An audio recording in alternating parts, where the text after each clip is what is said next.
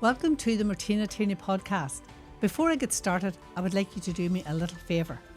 If you like this, would you please rate it, give it a nice rating, share it with your friends and subscribe, because that really does help, and it means that more people will get an insight into the wisdom and the guests that we have here on the Martina Tierney podcast. That generation thought recuperation meant staying in bed, to recover. And I said, no, we need to get up and start moving. And there's a lot more to life left. And there's a lot more that you want to accomplish, and tell me about it. And I got to know the person. So I'm sitting here today with Susanne, one of my OT colleagues from across the water. So it's lovely to talk to you, Susanne. For the benefit of those listening, could you just tell us where you are today, Susanne? I'm in Norwalk, Connecticut, in the United States, just north of New York City. Very good. Mm-hmm. And you're here because on an earlier podcast that I did with one of my colleagues, Pádraig O'Brien, you commented, you felt a resonance with something that Pádraig said. Could you maybe tell us that? Because I'm sure people listening will wonder, well, why are we talking to Susanne across in Connecticut, USA? Can you tell us what about that podcast resonated? Definitely about that podcast. I've been doing a lot of, spending a lot of time on LinkedIn, and there it had popped up, and he had been shot while he was doing a home care visit. I think he probably didn't even realize, he just had so much adrenaline. But I remember working in Brooklyn, New York, in neighborhoods that were very, very tough. And I remember someone going to my car before you could lock your hoods, and he was stealing the battery out of my car. And I don't know where I got that burst of adrenaline or just, and I said, you can't take that, and he put it back, and he locked the car up again, and he apologized. I said, I'm here to take care of people's grandmothers, and, and people aren't going to come. And the occupational physical therapist didn't have escorts into these neighborhoods. The only way the doctors would go would if someone would accompany them. And we were providing a service for people who couldn't get out.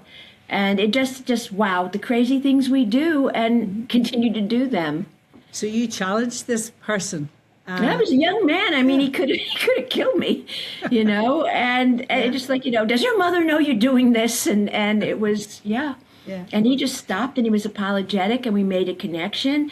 And then when I started coming to people's houses, they would send their, grandchildren out to watch the car or to walk me into a very big apartment building where, the elevators might be broken, and I had to walk up several flights of stairs, and there might have been people, doing drugs in the stairwells.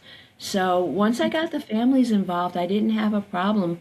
And I also learned to go into neighborhoods like that, very early in the morning when moms were walking their kids to school, and things were a little bit more peaceful. Safer. Yeah, and safer. Yeah, for sure. So, Susanne, your surname is, now I want to make sure I get this right, Giannitti? Yes, Giannitti, yes. Yeah, so that's obviously, what's your heritage then? I'm third generation Italian. My maiden name is Vestano.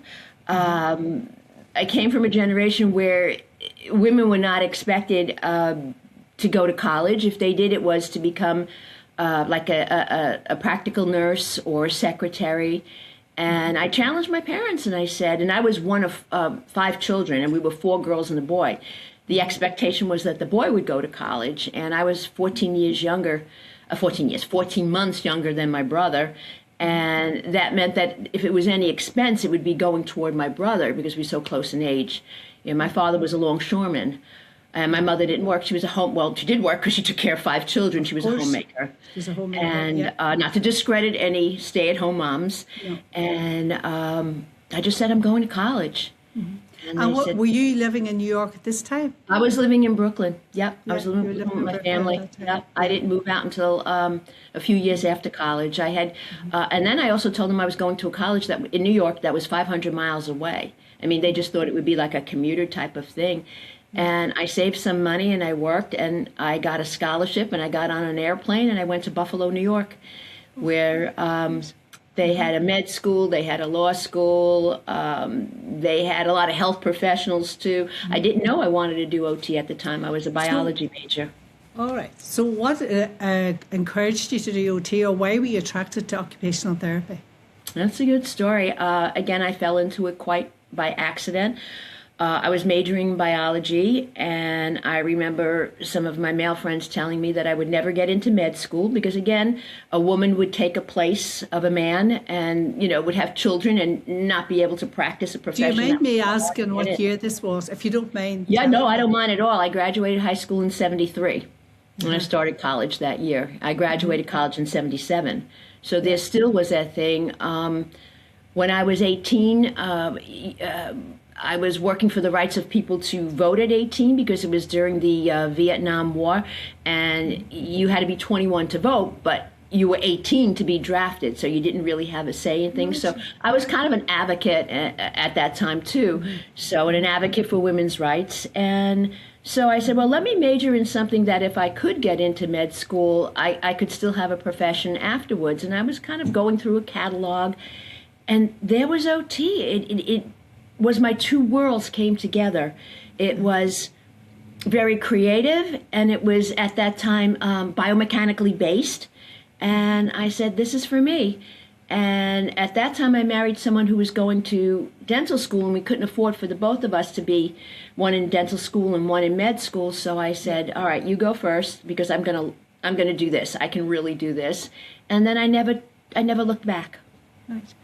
And so did you do your major first? Is that what you do? And then you did your OT after? Is that the way it worked? No, it was you do 2 years of prerequisites, and then it was a bachelor's program. It wasn't even master's at the time.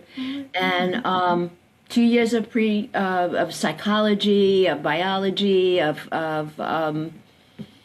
the prerequisites of physiology, and then the OT courses for 2 years, kind of split half into the psych background stuff and half into the physical dysfunction. So where did you work then? Tell us a little bit about your early career. Where did you work once you left? Once I left Buffalo, I moved back to Brooklyn, New York. I was in a, as you guys call it, a flat, an apartment, 3 flights up in an old brownstone building. The rent was not that expensive. My ex-husband was commuting to Columbia to go to dental school, and I worked in a nursing home for many years, and I became passionate about working with older adults, and my whole career was basically working with older adults. Okay. And what were the key moments in your career, would you say? Have you thought about that now, first of all, are you retired? We'll go back. We're going to start there, and then we'll go back. Yeah. Are you retired now, or? I tried. I never really thought about retiring.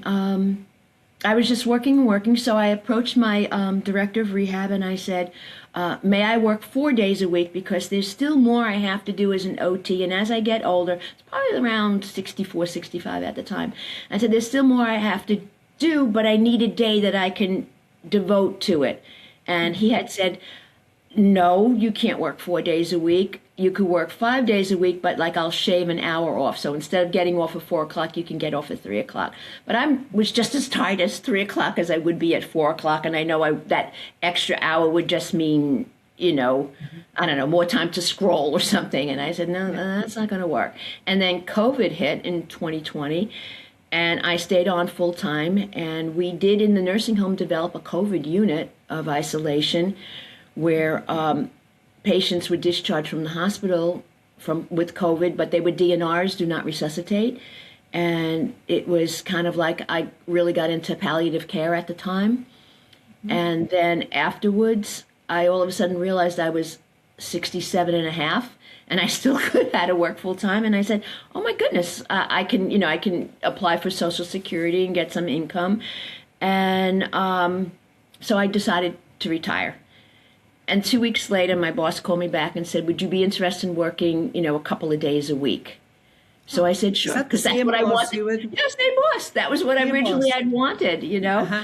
So I was covering vacations, and they loved it when I worked on a Monday or a Friday so people could have a 3-day weekend if they needed that. And so I did that for a while until about a year later, they finally hired a full-time OT to take my place. It took them that long to kind of fill the position.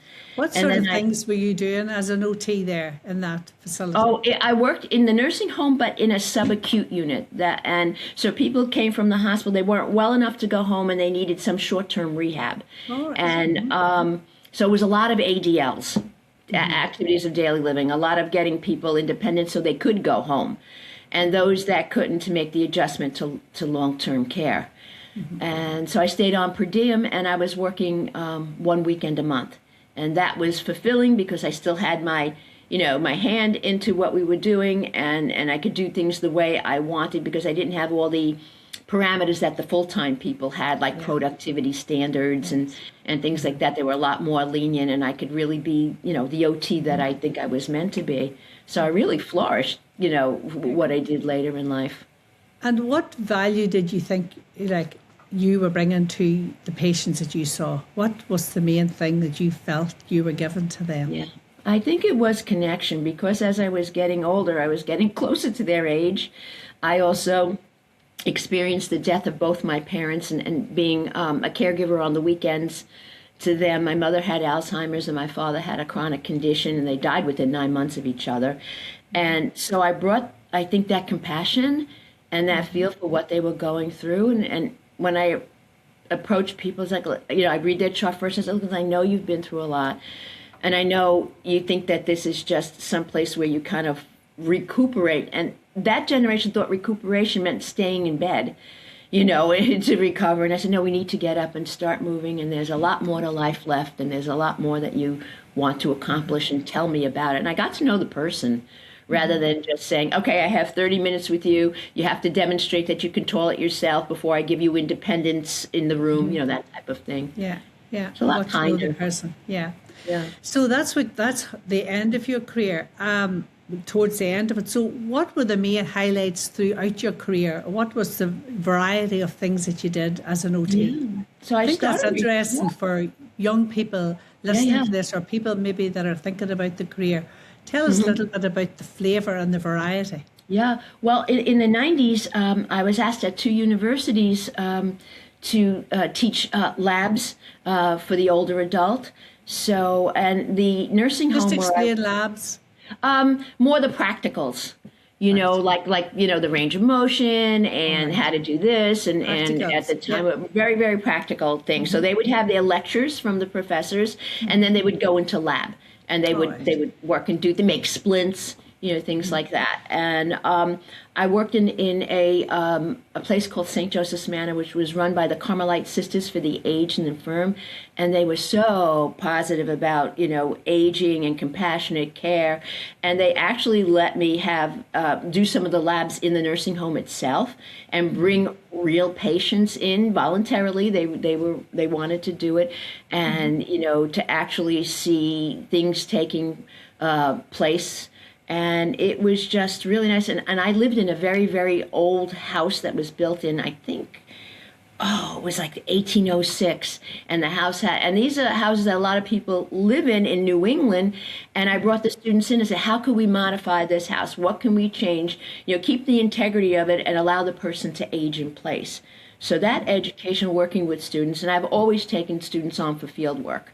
I've got so many students and I still keep in touch with a few of them, which is kind of nice to see how they've grown, and learned how to be very practical when there was no money, how to make something out of nothing. I'm a big thrift store person, so if I see something, or if someone's giving away a sock aid at a, what they call a tag sale or garage sale, I would scoop them up for pennies on the dollar, and I'd have them. So if someone couldn't afford them, I had a whole trunk load of stuff that I would share with people. Very good. So the training of the students was a big highlight for you during your career, would you say? I would say so. And even now, I still have someone who is 2 years out, and I mentor her. And it's kind of nice to see how she doesn't need my mentoring anymore, but we keep in touch and we discuss cases and things. So I'm an official mentor for the Connecticut OT Association. You're an official mentor? Yeah, they have a program where they match people up with with someone who's like, I'm having difficulty like working with older adults. Do you have someone, or I'm floundering in pediatrics. Is there a school-based OT that could, connect with me and help me along and just talk? So we were meeting like once every other week, sometimes through FaceTime, sometimes in person over coffee. It's lovely. Mm-hmm. I saw something that you put up on one of your presentations, and it said, "Retired, not expired." Yep. So I like that. Yeah. I still do a speakers bureau. Once a month, we have a community of practice. So I find speakers for it, and I facilitate it. But we're actually changing the focus.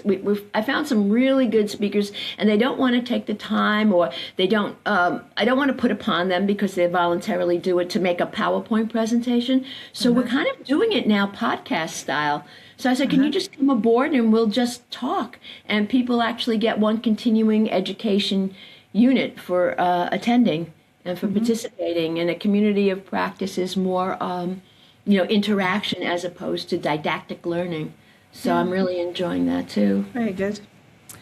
So what would you say would be the main challenges that you've overcome? Maybe you can be personal if you want, or you can just talk about your profession, or just in general. Like, what are some of the challenges and how did you overcome them? Yeah. There were several. Is getting to our administrators to know exactly what occupational therapy can do, unless there's a reimbursement tag attached to it, because I knew there was more I could do in the nursing home, but it wasn't reimbursable. Yeah. So, I'd get to know the administrators, and most of my department heads have always been physical therapists. So I always felt like maybe they favored the physical therapy component, or put more money into, let's say, the physical therapy budget. So I had known at that time I needed to do something else to get OT on the map. And in one of the places I worked at, again, it was the St. Joseph's Manor, which I worked for 25 years, the administrator said, we're going to send you back to school to become a nursing home administrator. Would you like to do that? And I said, great, this was great. So now I was the assistant administrator. It took about a year at night and some field work experiences. And I got my nursing home administrator's license to practice in Connecticut, and I was made the assistant administrator. And I was put in charge of recreation. So now recreation had more of a therapeutic recreation theme to it. I was put in charge of adult daycare, in which a social worker was the director of that department. But as her boss, I was able to get more OT influence into that, and it was working out beautifully. And we did like mission days, and we looked at the environment. We had like a redecorating committee that we looked at color and how the glare on the shiny floors was confusing for patients. We were really moving forward. And then the diocese sold the nursing home, and I was demoted to being staff OT. So I knew I couldn't make all the changes that we had effective. It wasn't going to work. So I went on to the visiting nurse service and became the director of rehab there. And I did that for several years. And that's when I did a lot more home care and more administrative. And then I missed it. And I went back into being a staff therapist at the last nursing home where I worked for 15 years. Do you think the view of occupational therapy has changed or has improved over the course of your career? Has it become more established and more recognised? And absolutely. In America, you talk about chargeable. Oh, yeah, reimbursable, chargeable, minutes. Yeah, there was a time, and it was abolished, where if a patient got 720 minutes of therapy a week, they got put into a higher reimbursement category, or if they were put into 500 minutes a week, it was a different category, and all the nursing homes were doing was trying to pound out the minutes, whether they were necessary or not, and that has changed. And because that changed, now it's like, well, you're only going to get a half an hour of therapy per day, of the occupational, the physical therapy combined per day, and that kind of went in the opposite direction. But I think the perception of OT has certainly changed. I would like to think so. And now my quest is not just to speak to OTs, because we know the value of OT and what we bring to the table. I've branched out to speaking to other groups. A friend of mine is a social worker, and I spoke recently at he's a resident service coordinator, so it's independent living for low income. So I spoke to their national conference was in Connecticut. And by doing that, I showed them that, OT could stand alone. They didn't have to, be in the hospital and then get OT in a home care. OT under Medicare Part B could see them independently and come to the home. And we talked about disabilities and how they age differently, because many of the people in their apartments are disabled, and how OT could keep them in the apartments. Yeah. What keeps you going? What motivates you, or what drives you to keep going? I don't know. I'm a lifelong learner. Right now I'm enrolled in a course on becoming a fall prevention specialist. I'm doing that online because I joined the Connecticut coalition called Falls Free Connecticut, and it's a statewide coalition to go out there and to teach different things to elders about fall prevention, because it's so expensive to treat someone who has fallen. It's so devastating, and half of the people over 65 who fall will fall again, and 25% of those people will wind up in long-term care, and that's not how you want to age. No. So I guess I'm doing it for myself, because I would be considered an older adult now. I'm 71. You're 71. Yeah, and so that, and you're still going strong. Yeah, I have an example for older people. I hope so. I have children in their 30s and 40s, and they inspire me. They'll say to me, grandchildren? I have, 2. And actually, it's just so great. The littlest one lives in Brazil, and it's so great to have FaceTime. And now he's allowed on his iPad to communicate with me. And what do 11-year-olds like to talk to Nana about? And it's just been so good to connect with him. They come up twice a year.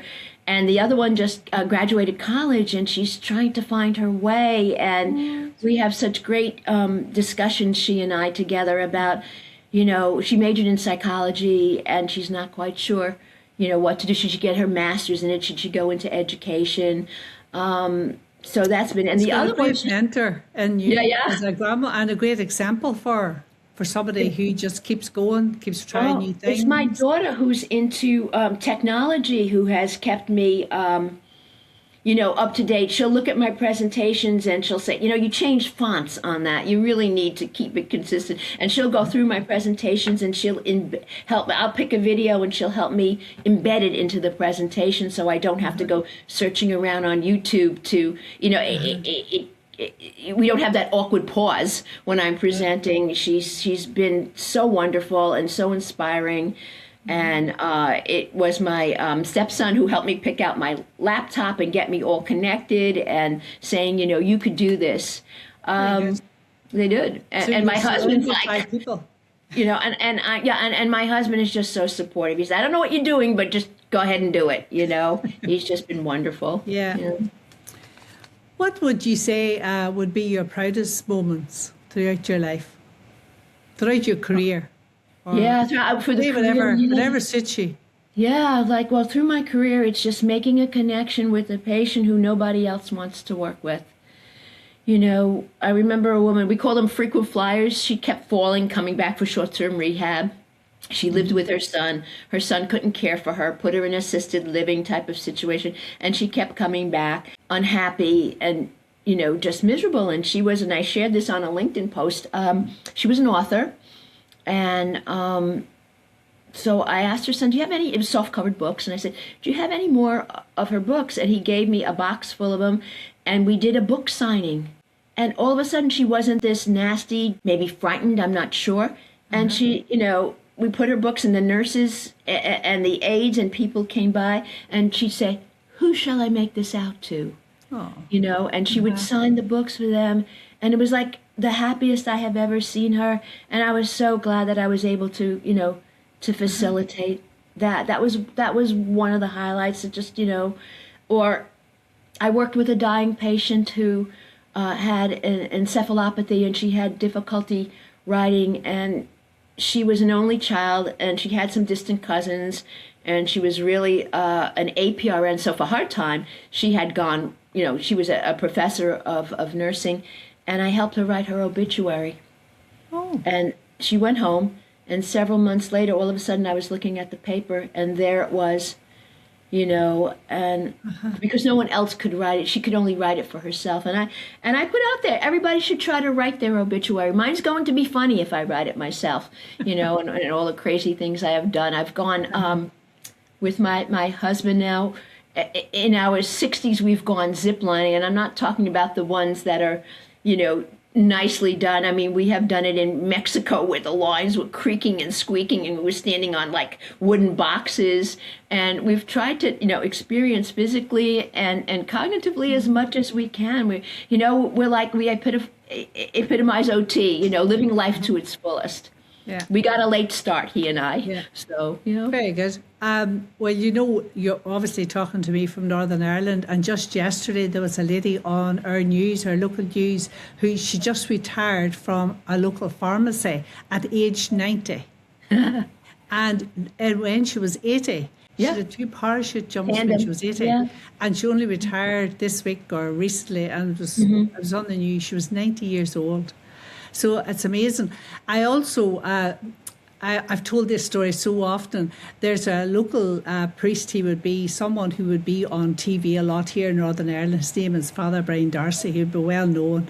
And he told a story that he was speaking to one of his parishioners one time, and his parishioner was 95. And he said to this man, "Have you any regrets?" And he said, "Yes, I do," he said. "My regret is that when I was 70, I didn't know I was still young." Excellent. Isn't that good? Excellent. That's good. Yeah, I always think that. So, you might only have 1 year, but then you could have 20. So you have to just keep going and make the most of it, because the best could still be yet to come, couldn't it? Yeah. Yeah.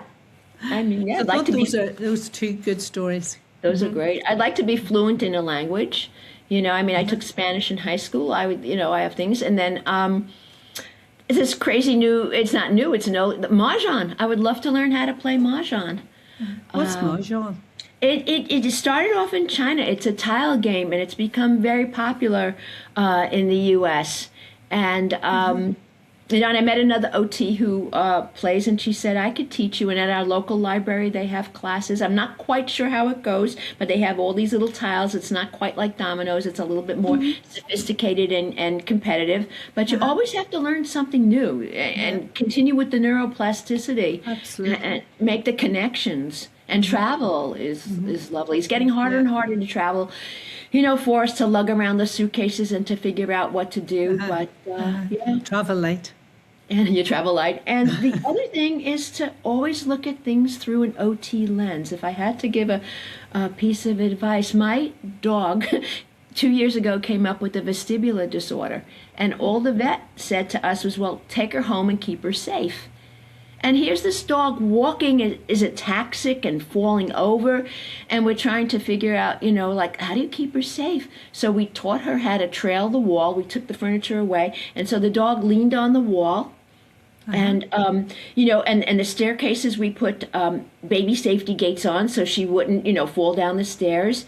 And we actually, and she had a difficult time getting up, so we put some carpets, some rugs down that she would be able to, come to standing and maintain her balance. We raised her food beds because when she bent over to eat, she would fall over. And I think the only way I did that was because I was an OT. Absolutely. You sound just like, you made everything accessible for her. I mean, my husband's retina detached last year, and he had surgery several times, and you have to remain face down for 2 weeks.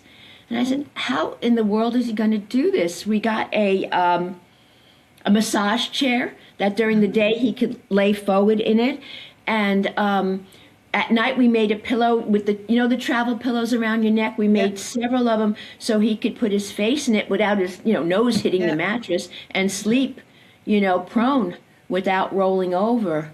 When he was sleeping, he had to lie with his everything. He had to stay going to the bathroom, had to stay face down. You know, so if he had to walk, he had to, bend forward at the waist and keep his head down. They put an air bubble in there to push against the retina so it stays back. And if you change position, the air bubble will go up and the retina will detach again. Right.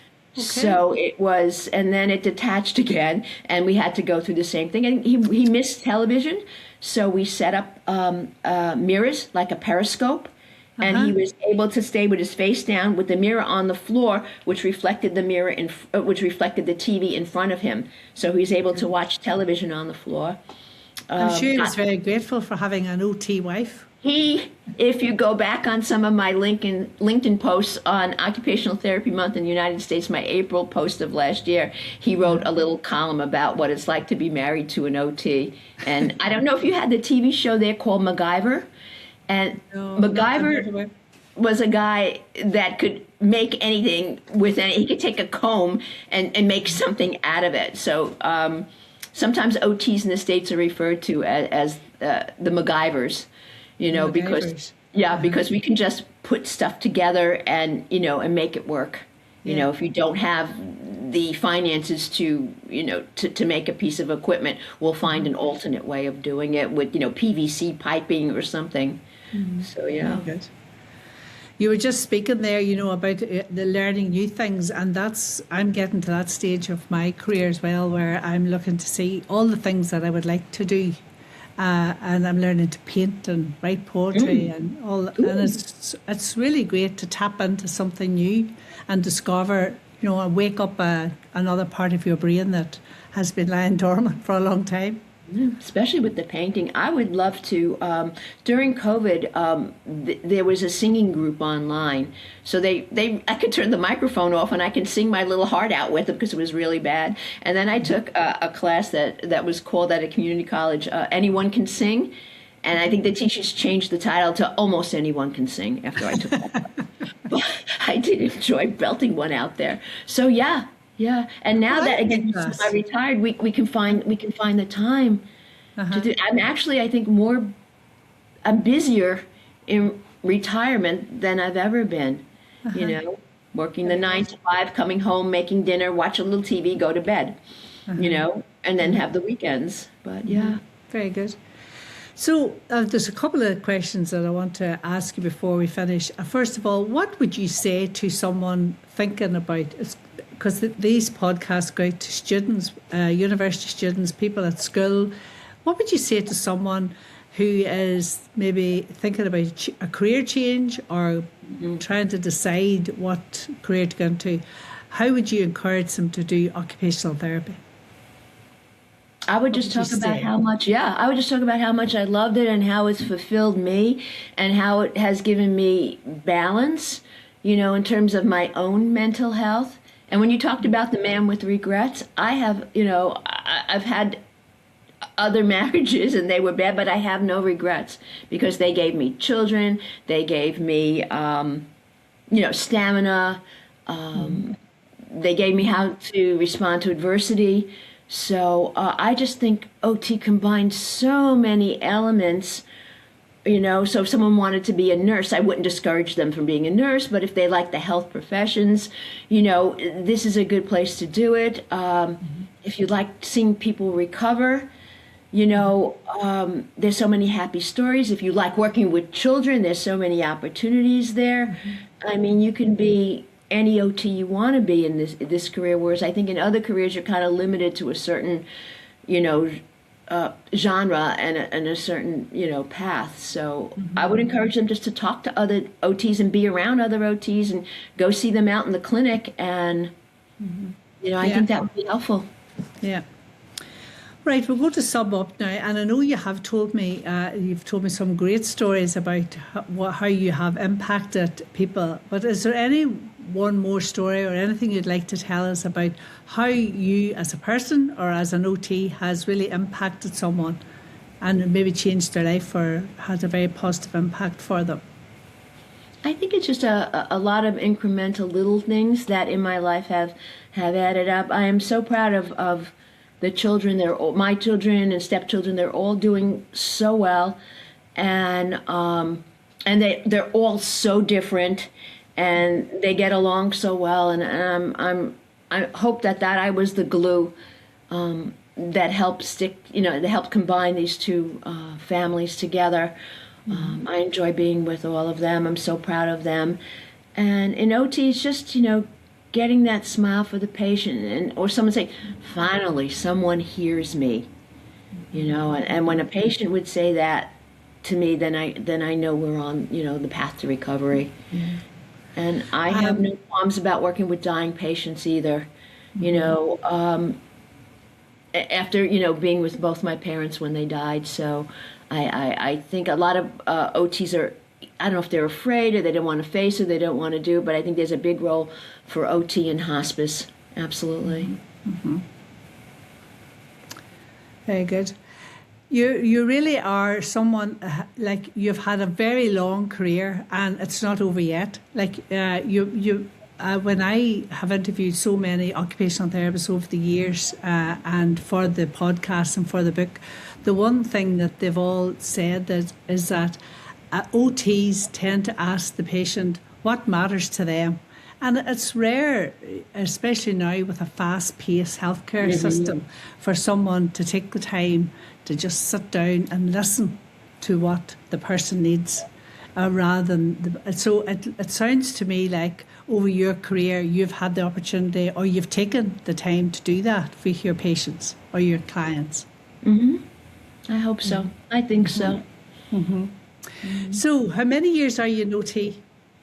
49. It'll be 50 in May of 2027. 50. And do you think you retire? I took 6 weeks off to have my daughter. And even during those 6 weeks, that was it. Even during those 6 weeks, I had a CODA covering. And, she would say, listen, we have an admission that needs an OT eval. So I'd put the baby in the little carrier and go up to the nursing home, do the evaluation, and go back home. So, yeah, that was the longest I've ever not done OT, was for 6 weeks. Honestly, in 50 years. In 50 years. Almost 50 years. Yeah, or a 2-week vacation. And once I took a 2-week vacation. Otherwise, the vacations were always 1 week, So, going to finish off, but what's the future like for you? What is there anything that you are? I know we've talked about the hobbies and things. Is there anything else that you think that you really want to do? Not sure if I want to do, but I've been approached by a speech pathologist who I'm meeting with next week, and she is starting a concierge business for people with executive function problems, and to develop strategies. So for their family and for themselves, for people who feel they're having some difficulty word finding, or now I'm not finding the words, but I'm going to meet with her, and she would I'm not sure if she'd like to partner with me, but she'd like me to be part of her new company, and I'm open to possibilities, so just remain open to possibilities. Well, Susanne, thank you so much. You are an inspiration. You're someone, it was a great conversation, and for someone who is almost 50 years in OT and still very passionate, it says a lot about you as a person, but it also says a lot about the profession. And absolutely. I want to thank you so much for taking the time across the waters to talk to us. It's been an honour for us to talk to you. Oh, thank you for finding me, just by making a comment. So, but isn't it, that's the benefits, that's one of the upsides of social media, that we can connect across the water and talk to people, because we've all got so much in common. So a lot of benefits to social media if we use it right. So thanks to social media for getting in touch with us. And if we go up to Ireland, I'll look you up and we can have lunch. Absolutely. Have you ever been? No. I've been to Norway, Sweden, and Denmark, and back in the 80s, and it was called the USSR, and I went with the American Physical Therapy Association looking at the different PT programs there, and Sweden had some OT programs that was very inspiring, so I was able to go there. Otherwise, we haven't. In the fall, we're going on a trip to Italy. I was just going to say, to see where our roots are from. Yes. So well, we're not far from Italy. You can come to Ireland when you're here. There you go. And I just love the way it all connects by taking trains and stuff. Yeah. Very good. Well, you're very welcome anytime. If you Thank decide you. to have a trip to Ireland, you're more than welcome. And thank you so much for joining us. Thank you for having me. Thank you.